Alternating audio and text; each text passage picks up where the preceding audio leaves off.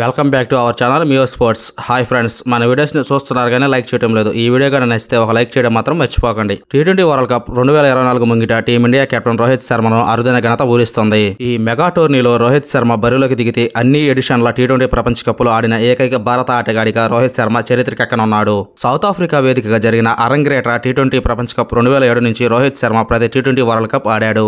ధోని సారథ్యంలో 2007 టీ20 ప్రపంచ కప్ గెలిచిన భారత జట్టులో సభ్యుడైన రోహిత్ శర్మ ఆ తర్వాత జరిగిన 2009, 2010, 2012, 2014, 2016, 2021, 2022 టీ20 వరల్డ్ కప్ ఎడిషన్లలో భారత్ కు ప్రాతినిధ్యం వహించాడు. రోహిత్ శర్మ తర్వాత బంగ్లాదేశ్ మాజీ కెప్టెన్ షకీబ్ అల్ హాసన్ మాత్రమే ఈ ఫీట్ సాధించాడు.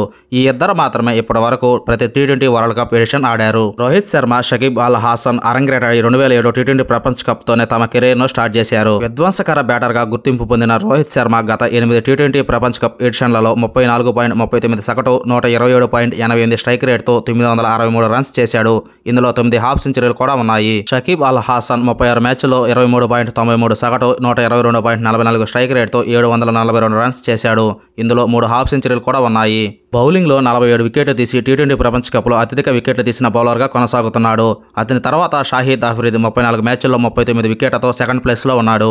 ఆస్ట్రేలియా వేదికగా జరిగిన టీ20 ప్రపంచ కప్ 2022లో భారత్ కు సారథ్యం వహించిన రోహిత్ శర్మ ఆశించిన ఫలితాన్ని అందించలేకపోయాడు. లీగ్ దశలో అసాధారణ ప్రదర్శన కనబరిచిన టీమిండియా మరోసారి నాకౌట్ పోరులో తలబడింది.